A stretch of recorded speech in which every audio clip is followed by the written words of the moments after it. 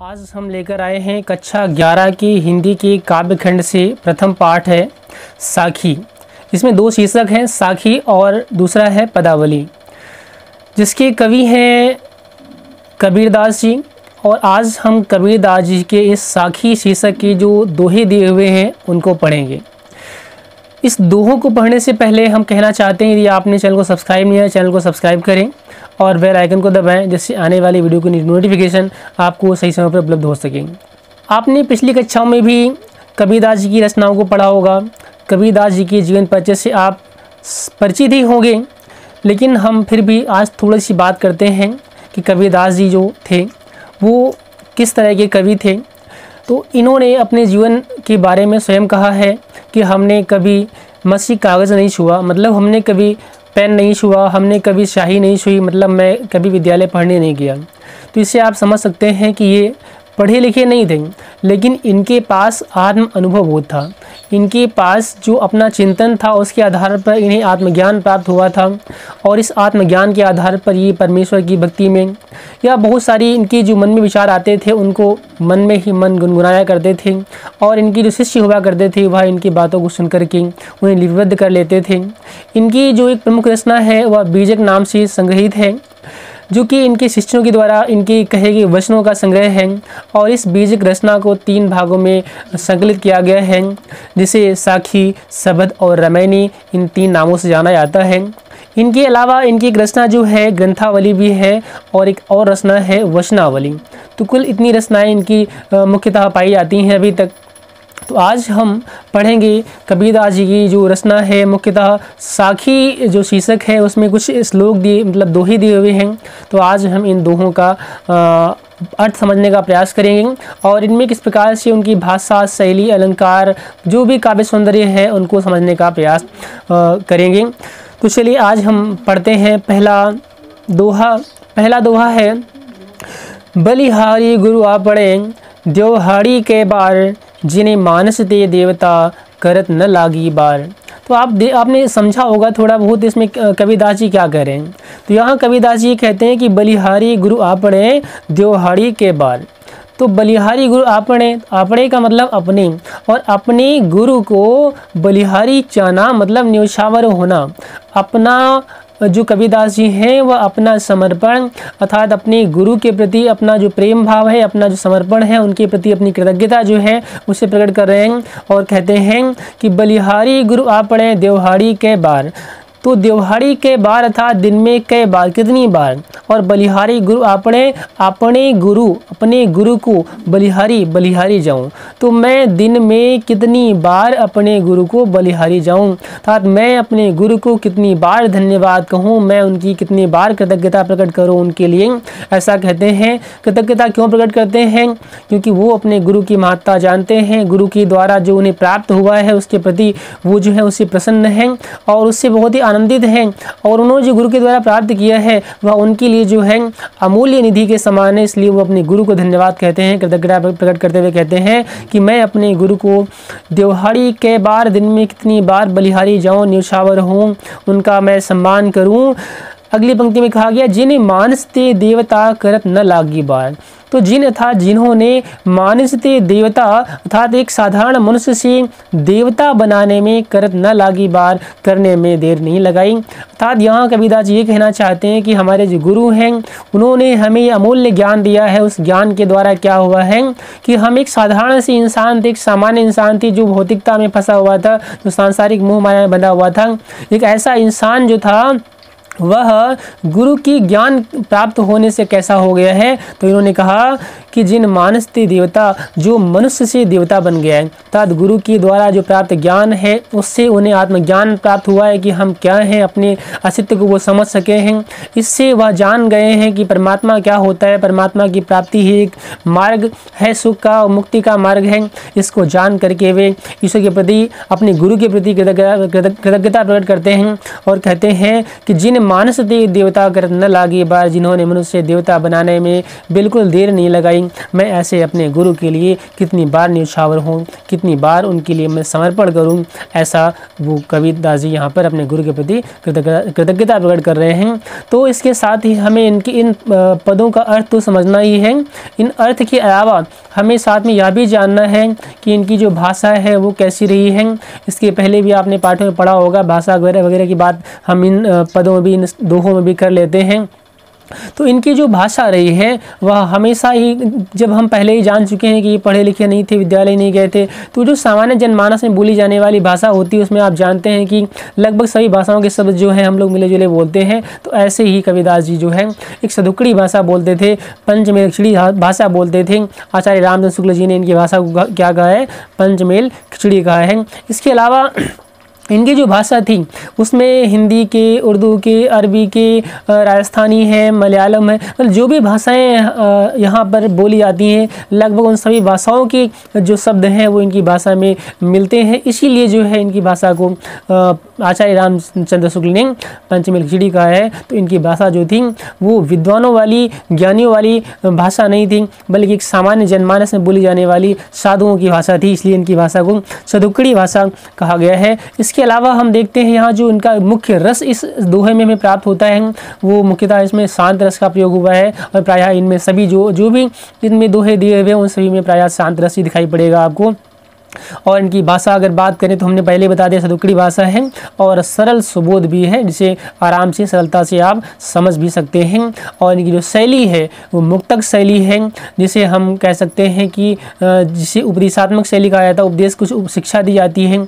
या आगे देखिए इसमें दिया हुआ छंद, तो ये सभी जितने भी इसमें पद दिए हुए हैं आपकी साखी में, तो ये सारे जो पद हैं वो ये सारे पद जो है दोहा छंद में दिए हुए हैं। इसके अलावा इसमें हम देखते हैं अलंकार। तो अलंकार आपको प्रत्येक दोहे में अलग अलग देखने को मिलेंगे।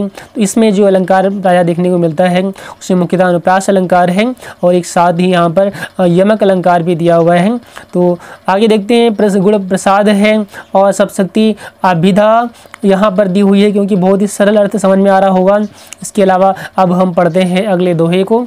अगला दोहा जो है उसमें कहा गया है, सतगुरु की महिमा अनंत, अनंत किया उपकार, लोचन अनंत उघाड़िया, अनंत दिखावड़ हार। ध्यान समझना है, सतगुरु की महिमा अनंत, अनंत किया उपकार। अब यहाँ पर उन्होंने अपने सतगुरु की महिमा का वर्णन किया है। कहते हैं कि सतगुरु की अनंत महिमा है, अर्थात हमारे जो गुरु हैं जिन्होंने हमें सच्चा ज्ञान दिया है वो सतगुरु कहा उनके लिए है। और वो सतगुरु जो है उनकी महिमा जो है वो कैसी है, अनंत है, अर्थात उनकी महिमा का वर्णन करना चाहें तो हम नहीं कह सकते हैं, क्योंकि उनकी महिमा जो है उसका कोई अंत ही नहीं है। तो अनंत है हमारे सतगुरु की महिमा और अनंत किया उपकार। हमारे सतगुरु ने हम पर अनंत उपकार किया है, अर्थात हम यदि उनके उपकारों को गिनाने लगें तो कोई सीमा नहीं है। तो उनके हमारे ऊपर अनंत उपकार हैं। और फिर कहा लोचन अनंत उघाड़िया, अनंत दिखावड़ हार। लोचन अनंत उघाड़िया मतलब उन्होंने क्या किया है, हमारे अनंत जो लोचन है उनको उघाड़ दिया है। अनंत लोचन क्या है, हमारे ज्ञान चक्षु। अब ज्ञान की कोई सीमा नहीं होती है, तो वो जो ज्ञान चक्षु है, जो ज्ञान रूपी लोचन है वो हमारे अनंत लोचन है। हम चाहे जितना ज्ञान अर्जित कर लें उसकी कोई सीमा नहीं होती। तो यहाँ पर कहा है कि जो हमारे अनंत लोचन थे, जो हमारे ज्ञान चक्षु थे, उन्हें उन ज्ञान चक्षुओं को उन्होंने हमारे उघाड़ दिया है, मतलब खोल दिया है। हमें ज्ञान प्राप्त हो गया है, आत्मज्ञान हो गया है, हम परमात्मा को जान गए हैं कि हमारा उद्देश्य क्या है, ये समझ गए हैं। और फिर अनंत दिखावड़ हार। अनंत दिखावड़ हार क्या है, अनंत को दिखाने वाला। अनंत यहाँ परमात्मा भी है। तो जो अनंत परमात्मा है जो बहुत ही विस्तारित है, जो बहुत बड़ा है, हर जगह व्यापक है, ऐसा परमात्मा जो अनंत है, उस अनंत परमात्मा को हम जान सके हैं उस अनंत ज्ञान की लोचनों के खुलने से। और ऐसे अनंत लोचन जो है वो खोले किसने हैं, तो हमारे सदगुरु ने खोले हैं। इसलिए हम उनकी महिमा और उनके उपकारों का वर्णन नहीं कर सकते हैं, ऐसा कबीरदास जी इस दोहे में कहते हैं। तो इसके साथ ही हम इसमें भी काव्य सौंदर्य एक बार देखेंगे संक्षेप में, और प्रायः सभी दोहों में लगभग काव्य सौंदर्य समान ही होगा। कुछ चीज़ें हैं जो अलग हो सकती हैं, जैसे अलंकार आदि हैं, वो सब में कुछ अलग हो सकता है। तो यहाँ देखते हैं शांत रस है और सदुक्कड़ी भाषा का प्रयोग। तो भाषा तो हर सब में लगभग एक समान, इनकी भाषा वही थी सदुक्कड़ी, तो सदुक्कड़ी भाषा है, दोहा छंद है। अलंकार की बात करें तो यहाँ पर मुख्यतः यमक अलंकार का प्रयोग देखने को मिल रहा है, क्योंकि यहाँ पर आपने देखा कि लिखा हुआ है अनंत, अनंत कई प्रकार प्रयोग किया गया, अनंत शब्द के यहाँ कई प्रकार से अर्थ निकल रहे हैं। और यहाँ देखते हैं जो गुण है वो प्रसाद गुण है और लक्षणा सब शक्ति है। इसके बाद हम पढ़ते हैं तीसरा दोहा, कहा गया है दीपक दिया तेल भरी बाती दई अघट पूरा किया बिसाहुणा बहुरी न आवो हट। यहाँ कबीरदास जी ने कहा कि दीपक दिया तेल भरी बाती दई अघट, बहुत ही ध्यान समझना है। उन्होंने कहा दीपक आपने देखा होगा, दीपक दिया एक ही बात है, तो दीपक दिया तेल भरी, और उस दीपक में क्या भरा हुआ, तेल भरा हुआ है, और उसमें बाती, तो आपने देखा दिया दीपक जो होता है उसके अंदर तेल भरा होता है, उसमें एक बाती पड़ी होती है, जिस बाती में बाती को जला करके प्रकाश किया जाता है।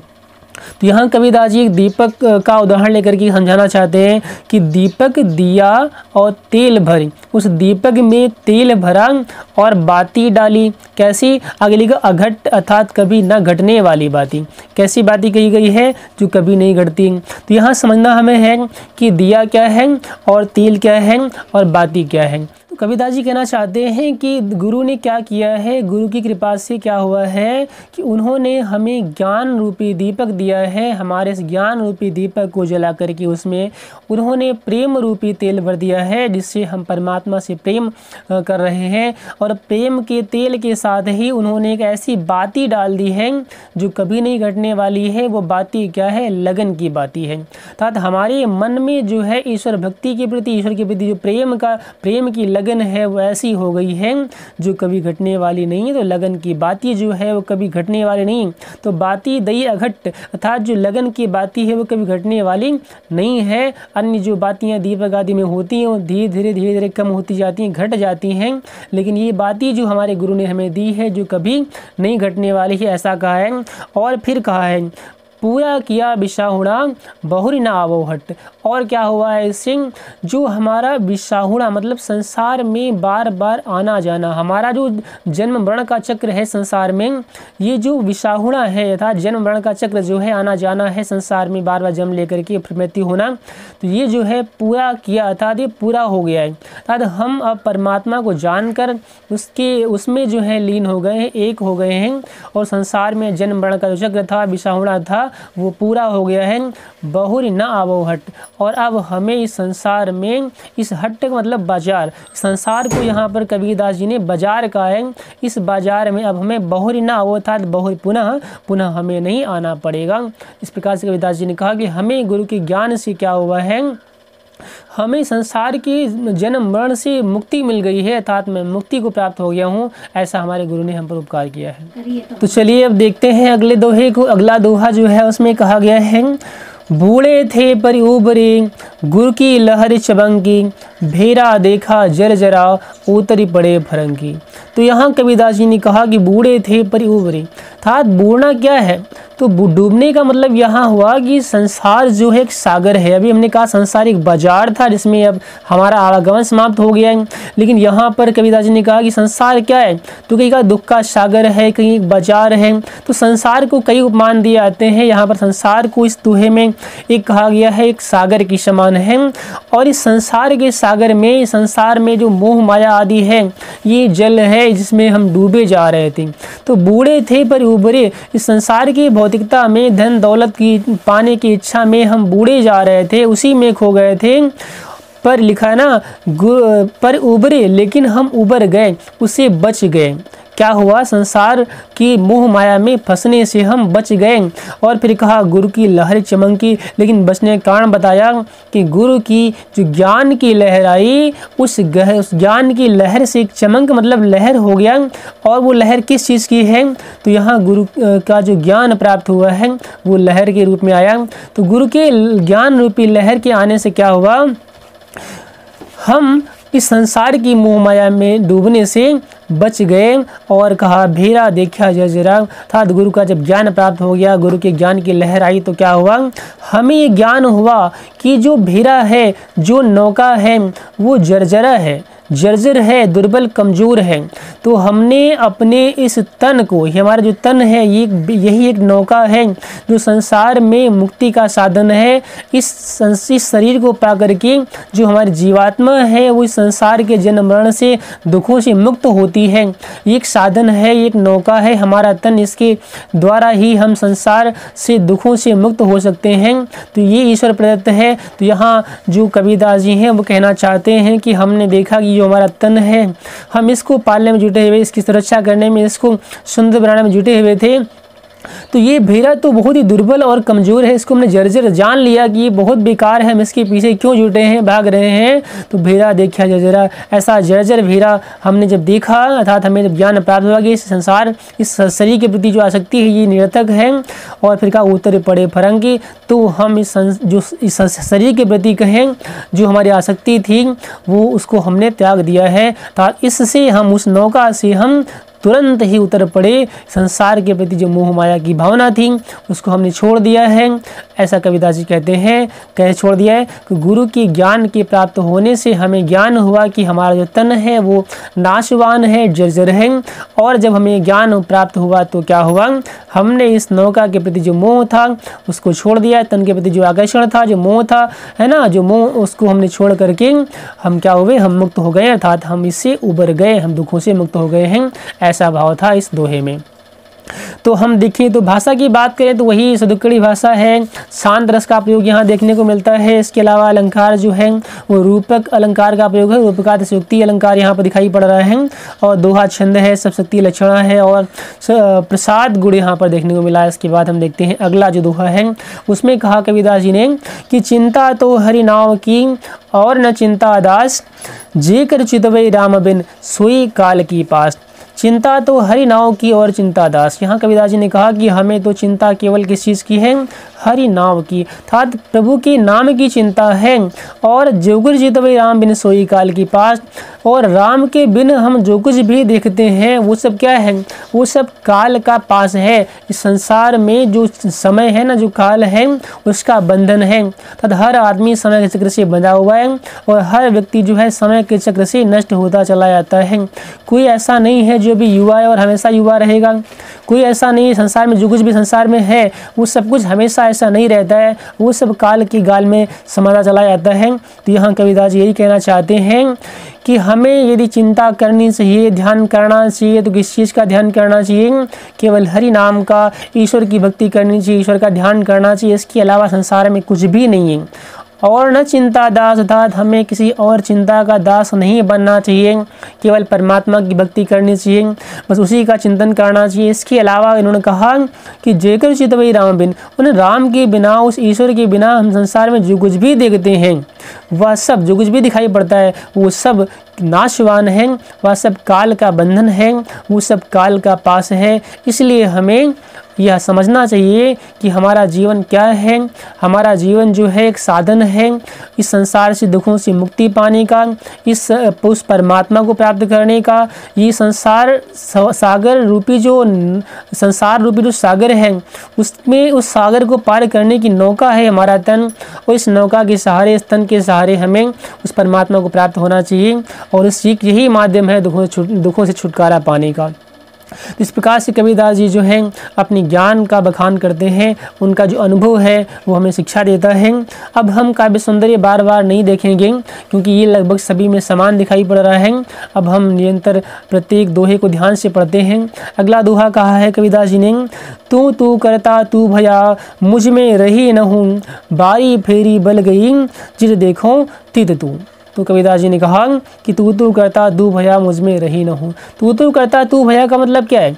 कबीरदास जी कहते हैं कि तू करता मतलब मैं तुम्हारा ध्यान करते करते, कबीरदास जी जो है निरंतर उस परमात्मा के ध्यान में मग्न रहते हैं, उसी में लीन रहते हैं। तो कहते हैं कि तू करता मतलब तुम्हारा ध्यान करते करते, तुम्हारा स्मरण करते, तुम्हारी भक्ति करते करते क्या हुआ है तू भया अर्थात मैं भी तुम हो गया हूँ, मतलब जो तुम हो मैं भी वही हो गया हूँ। अब यहाँ पर कबीरदास जी कहते हैं कि वो उसका ध्यान करते करते अपने अस्तित्व को भूल गए हैं और वह भी उस परमात्मा में एकाकार हो गए हैं। उन्हें अपने अलग अस्तित्व का बोध नहीं रहा है, वो परमात्मा में एकीकृत हो गए हैं। और वो कहते हैं कि मुझ में रही न हूँ, और मुझ में जो हूँ थी, मतलब मुझ में जो अहंकार आ रही था, मेरा जो मैं समझता था कि मैं अलग हूँ, मेरा कुछ अस्तित्व है, वह जो अस्तित्व का भाव था मुझ में जो अहंकार का भाव था वो मुझ में रही न, अर्थात मुझ में वो अब नहीं रहा है। और फिर कहा बारी फेरी बल गई। और संसार में जो आवागमन का चक्र था, ये बारी फेरी का मतलब बार बार फेरी लगाना, संसार में बार बार जन्म लेकर के आना और फिर संसार में कर्म करना, दुखों से बंध जाना और जीवन जीना, फिर मरना, फिर जन्म लेना। तो ये जो क्रम था हमारा संसार में आना जाने का, बारी फेरी का, ये का बल गया, मतलब ये समाप्त हो गया है। ये हमने परमात्मा को न्यौछावर कर दिया है। अब ये इससे हमें मुक्ति मिल गई है। कहा जिधर देखो तू, क्योंकि अब तो मैं जिधर देखता हूँ उधर तू ही तू दिखाई पड़ता है। क्योंकि कबीरदास जी ने कहा ना कि मैं तुम्हारा ध्यान करते करते मैं तुम में एकाकार हो गया हूँ। जब उनकी आत्मा उस परमात्मा में एकाकार हो गई है, एक हो गई है, तो वो जहाँ देखते हैं बस वही दिखाई पड़ता है। तो जन्म मरण के चक्र से वो मुक्त हो गए हैं, उन्हें मुक्ति प्राप्त हो गई है, ऐसा कबीरदास जी ने कहा यहाँ पर है। और फिर देखते हैं जो अगला दोहा है, उसमें कबीरदास जी ने कहा कि कबीर सूता क्या करे काहे न देखे जाग, जाके संगते बिछुरिया ताही के संग लाग। कहा कबीर सूता क्या करे, वो हमें भी शिक्षा देते हैं और कहते हैं कि अरे सोता क्या करे, तो सो क्यों रहा है, तो अज्ञान की निद्रा में सोते हुए क्या कर रहा है, अपने समय को क्यों व्यर्थ गवा रहा है। तो कबीर सोता क्या करे काहे न देखे जाग, था तो जागता क्यों नहीं, ज्ञान क्यों नहीं प्राप्त करता है। तो कबीरदास जी जो हैं आप जानते हैं ज्ञान मार्गी सागर कवि माने जाते हैं। तो यहाँ कबीरदास जी कहते हैं कि हमें उस परमात्मा का ज्ञान प्राप्त करके हमें संसार में हमारे जीवन का उद्देश्य क्या है, जन्म हमारा क्यों हुआ है और ये संसार वास्तव में है क्या और दुखों से मुक्ति कैसे प्राप्त हो सकती है, यह सब हमें ज्ञान होना चाहिए। और हम उस परमात्मा को प्राप्त करके ही दुखों से मुक्ति प्राप्त कर सकते हैं। जब हमें यह ज्ञान हो जाएगा तो हम जो है अपने लक्ष्य से जो भटक रहे थे, दूर हो रहे थे, उसको प्राप्त करने की ओर अग्रसर हो जाएंगे और हम संसार के दुखों से मुक्ति प्राप्त कर सकते हैं। और जन्म मरण का जो चक्र है, जो जन्म मरण का चक्र ही संसार में जन्म ही दुखों का कारण है। इस संसार में किसी का जन्म हुआ है तो दुख अवश्य होगा। तो यहाँ कबीरदास जी कहते हैं कबीर सूता क्या करे काहे न देखे जाग, था तो ज्ञान प्राप्त करके जा करके क्यों नहीं देखता है, तो क्यों अज्ञान की निद्रा में सो रहा है। जागी संगते बिछोड़िया ताही के संग लाग, था तो जाग और इसको जान कि हम क्या हैं, हम तो उस परमात्मा के एक अंश हैं। जो परमात्मा इतना विशाल है, उस परमात्मा के छोटे से अंश जीवात्मा हम हैं और उसके संग से हम अलग हुए हैं, उससे बिछुड़े हैं। तो क्यों ना हम उसके संग लग लें, जब हम उसके साथ लग लेंगे, उसमें एकाकार हो जाएंगे, तो हमारे सारे दुख आदि जो हैं वो अपने आप ही समाप्त हो जाएंगे। इसलिए यहाँ इन्होंने कहा है कि जागो ज्ञान प्राप्त करो, ज्ञान प्राप्त करके हम उस परमात्मा को प्राप्त कर सकते हैं। यही माध्यम है, ज्ञान के द्वारा ही उसको प्राप्त किया सकता है, ऐसा इन्होंने मार्ग बताया है। और फिर देखिए अगले श्लोक में अगला दोहा है, उसमें कहा इन्होंने कि केसो कह गए कि ना सोइए असरार, रात दिवस के कुकड़े कबहू लगे पुकार। केसव कह के कुकिए ना सोइए सिराग। यहाँ पर परमात्मा के अनेक नामों का संबोधन यहाँ पर कबीरदास जी ने कहा, कहीं केशव कहा है तो कहीं राम कहा है, कभी सदगुरु भी गुरु के लिए प्रयोग किया है। तो इस प्रकार से क्योंकि ये जो गुरु है उसके अनेक गुणों के होने के कारण गुरु के अनेक ईश्वर के अनेक नाम कहे जाते हैं। लेकिन आपने पढ़ा है कि जो कबीरदास जी थे वो ज्ञान मार्गी सागर कवि थे, निराकार ब्रह्म के उपासक, निराकार ब्रह्म को मानने वाले थे। निर्गुण शाखा जो भक्ति काल की है, उस भक्ति काल की निर्गुण शाखा की ज्ञान मार्गी सागर कवि माने जाते हैं कबीरदास जी। तो इन्होंने ईश्वर के अनेक नाम पुकारे हैं, लेकिन उनकी जो मान्यता है वो एक ईश्वर की है और वो अनेक नामों से पुकार तो रहे हैं, लेकिन उनका जो मानना है वो एक निराकार ईश्वर के प्रति उनकी भक्ति है। और कहते हैं कि हमें चाहिए कि हम कैसो कह के क्योंकि ना सोइए असरार, हम उस परमात्मा का ध्यान बार बार करें, उसका नाम स्मरण करें, उसका नाम जपें और हम व्यर्थ ही अज्ञान की निद्रा में, असरार माने व्यर्थ में ही ना सोइए, ना सोते रहें और रात दिवस के कुकड़े कबहू लगे पुकार। जब हम निरंतर दिन रात उसका ध्यान करते रहेंगे, कूक लगाएंगे, उसको उसका नाम लेते रहेंगे, तो रात दिवस के कुकड़े, रात दिवस जैसे कोयल कूकती है वैसे जब हम कूकते रहेंगे, उसका ध्यान उसका नाम रटते रहेंगे तो क्या होगा, कबहू लगे पुकार। तो कभी न कभी तो परमात्मा हमारी भक्ति को, हमारी आवाज़ को सुनेगा, हमारी पुकार उसके दरबार में लगेगी और हमें इस संसार के दुखों से मुक्ति मिल जाएगी। ऐसा कबीरदास जी कहते हैं कि हमें चाहिए कि हम लगन से निरंतर उसके प्रति समर्पण की भावना रखें, निरंतर उसका ध्यान करते रहें, तभी जाकर के कहीं हमें उसकी प्राप्ति हो सकती है, अन्यथा वह उसकी प्राप्ति होना इतना सरल नहीं है। और अगला जो दोहा है उसमें कबीरदास जी ने कहा कि लंबा मार्ग दूरी घर विकट पंथ बहुमार, कहो संतों क्यों पाइए दुर्लभ हरि दीदार। अपने संत भाइयों को उन्होंने संबोधित किया है कि अरे संतों, लंबा मार्ग दूरी घर विकट पंथ, था उस परमात्मा को प्राप्त करना इतना आसान नहीं। उस परमात्मा को प्राप्त करने का जो मार्ग है वो सरल नहीं। इस बात को कबीरदास जी ने कहा है, कहा कि लंबा मार्ग, वो मार्ग जो है उसको प्राप्त करने का जो रास्ता है वो बहुत लंबा है। आजकल कुछ ऐसे भी ढोंगी पुरुष होते हैं जो बहुत ही शॉर्टकट रास्ता बताते हैं कि हम आपको इस मंत्र के द्वारा, इस मंत्र का जाप कर लो, तुरंत ही ईश्वर की प्राप्ति हो जाएगी, दर्शन हो जाएगी। तो ये सारी जो ढोंग पाखंड आडंबर फैले हुए हैं, आप उनमें न फंस कर कि यहाँ कबीरदास जी ने कहा कि वो जो ईश्वर की प्राप्ति का मार्ग है वो बहुत लंबा है, अर्थात हमें बहुत ही ज्ञान प्राप्त करना पड़ता है, कर्म करना पड़ता है, ज्ञान कर्म उपासना आदि जो हमें संसार में ईश्वर के बताए हुए जो रास्ते हैं उनका पालन करना पड़ता है, वैसे कर्म करने पड़ते हैं, अपना आचरण को वैसा ही उसके अनुकूल ढालना पड़ता है, तब जाकर के कहीं हमारे अंदर उसके प्रति भक्ति आती है, उसका ज्ञान प्राप्त होता है, फिर जाकर के हम उसकी भक्ति के द्वारा कभी न कभी उसकी प्राप्ति कर पाते हैं। और इसमें कई एक जन्म ही नहीं बल्कि जन्मांतर लग जाते हैं, कई जन्मों के बाद हम उस परमात्मा की प्राप्ति कर पाते हैं। और यहाँ कबीरदास जी ने कहा ना कि लंबा मार्ग दूरी घर, उसका घर जो है समझिए निकट नहीं बहुत दूर है, वो मार्ग बहुत लंबा है। और विकट पंथ, वो पंथ जो है केवल लंबा तो है और सरल भी नहीं, विकट पंथ, वो पंथ कैसा है, विकट है, बहुत ही कठिन है, बहुत ही जटिल है, सरल मार्ग नहीं है, बहुत टेढ़ा मेढ़ा मार्ग है, ऊंचा नीचा मार्ग है, मार्ग में बहुत बाधाएं आती हैं। तो आप जानते हैं सत्य का मार्ग भी ऐसा ही बहुत लंबा और बहुत ही जटिल होता है। ऐसा ही जो है ईश्वर प्राप्ति जो है वो सबसे बड़ा जीवन का लक्ष्य होता है, सबसे बड़ा सुख परमानंद होता है। जितना बड़ा आनंद होगा, जितना बड़ा लक्ष्य होगा, उतनी ज़्यादा ही उस मार्ग में बाधाएं भी होती हैं। तो यहाँ कबीरदास जी ने कहा कि लंबा मार्ग दूरी घर विकट पंथ बहुमार्ग, वह मार्ग लंबा है, उसका घर बहुत दूर है, पंथ जो है जो मार्ग है वो बहुत ही विकट है, बहुत जटिल है, बहुत सी बाधाएं हैं। और बहुमार, उस मार्ग पर बहुत सी बाधाएं हैं, बहुत सी मार्ग का मतलब हुआ कि बाधाएं, रुकावटें हैं। और फिर कहा संतों क्यों पाइए, तो संतों बताइए कैसे प्राप्त करेंगे। क्या तो लिखा है दुर्लभ हरि दीदार, हरि के दीदार मतलब हरि के दर्शन जो हैं कैसे कहा है, दुर्लभ, अर्थात जो दुर्लभ हैं, जो बहुत ही आसानी से नहीं बल्कि बहुत ही मुश्किल से प्राप्त होने वाले हैं। तो उस परमात्मा के दर्शन जो हैं वो दुर्लभ होते हैं, उस दुर्लभ हरि का दीदार करना है। तो ये ध्यान रखिए पहले ही कि मार्ग लंबा है, विकट पंथ है, बहुमार है, बहुत सी बाधाएं हैं, उनको पार करके जब जाएंगे तभी उसके दर्शन होंगे, कोई सीधा सरल रास्ता नहीं है। तो ऐसे आप जब निरंतर शुभ कर्मों का संचय करते हैं तब जाकर के अंदर आपके अंदर भक्ति विश्वास जागृत होता है परमात्मा के प्रति है। तो कबीरदास जी जो हैं उस भक्ति को प्राप्त करके परमात्मा को प्राप्त करने के नज़दीक आ गए हैं, इसलिए वो जो हैं ऐसे उनके अंदर विचार आते हैं, उनके अंदर ज्ञान आता है और वो हमें भी उस मार्ग को बताने का प्रयास कर रहे हैं। देखते हैं अगला दोहा कहा गया है, यहु तन जारो मसी करो, लिखो राम का नाओ, लेखन करो करंग की, लिखी लिखी राम पठाओ। यहाँ कबीरदास जी ने कहा कि यहु तन जारो मसी करो, लिखो राम का नाओ। यहाँ पर कबीरदास जी अपना पूरा समर्पण ईश्वर के प्रति व्यक्त करते हैं और कहते हैं कि मैं चाहता हूँ, अर्थात यहाँ पर कबीरदास जी अपने को क्या कहते हैं, मैं जीवात्मा हूँ, क्योंकि ये तन मेरा नहीं, जो मेरा तन है, मैं जो दिखाई पड़ रहा हूँ, ये मैं स्वयं, ये मैं ये नहीं हूँ, अर्थात ये तो तन है, ये तो आज ये आज हमारे पास है और ये नष्ट हो जाएगा, फिर दूसरा हमें मिलेगा, तो इतने यानी पहले कितने हमारे तन मिले हैं और आगे कितने मिलेंगे इसका तो पता नहीं है। लेकिन ये हम जो हैं वो हमारी जीवात्मा है, तो जीवात्मा जो वो हम हैं, ऐसा मानते हैं कबीरदास जी।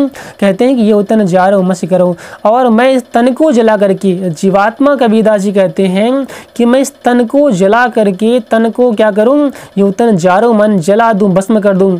और क्या लिखा है, मसी करूं, जला करके, मसी करना मतलब राख बना देना या स्याही बना देना। इस तन को जला करके मैं स्याही बनाऊंगा, मसी बनाऊंगा, राख बना दूंगा और लिखूं राम का नाम। और फिर क्या होगा, इस स्याही से, तन की राख से क्या करूंगा, मैं राम का नाम लिखूंगा। और फिर कहा लेखन करूं करंक की, और जो हमारे तन की जो करंक हैं, अस्थियां हैं, उनको मैं लेखनी मतलब कलम पेन, मैं उनकी लेखनी बनाऊंगा, पेन बनाऊंगा। उस पेन के द्वारा अपने जले हुए तन की राख से राम का नाम लिखूंगा और लिख लिख राम पठाऊं, और लिख लिख के मैं उसे राम को पठाऊंगा। ऐसा कबीरदास जी कहते हैं। अर्थात मैं इस तन को भस्म करके, उसे स्याही बना करके, और फिर अपने शरीर के अस्थि रूपी जो अस्थि हैं उनको कलम बना करके मैं राम को संदेश पहुंचूंगा। इससे क्या होगा, भेजूंगा, तो इससे क्या होगा, परमात्मा जो ईश्वर हैं वो हमारे दुख को, हमारी पीड़ा को समझेंगे और फिर हमारी ओर ध्यान देंगे और वो हमें मुक्ति प्रदान करेंगे। ऐसा कबीरदास जी यहाँ अपना भाव व्यक्त करते हैं। तो हमने इन सब पदों को पढ़ा। तो इस पद में, इस पाठ में जो है कुल मिलाकर 21 दोहे दिए हुए हैं। उसके अलावा जो साखी के बाद पदावली है उसमें भी कुछ पद दिए हुए हैं। तो आज हम साखी के कुछ 10 दोहे हमने पढ़े हैं। तो और हम जो अगले बचे हुए दोहे हैं उनको अगले वीडियो में पढ़ेंगे। उम्मीद है आप लोगों को चीज़ें समझ में आ रहा होगा। यदि कहीं भी समस्या समझने में आती है तो आप कमेंट करके हमें सूचित भी कर सकते हैं, और हम उम्मीद करते हैं कि आपको समझ में आ रहा है तो आप चैनल को सब्सक्राइब भी करेंगे और अपने मित्रों को भी शेयर करेंगे।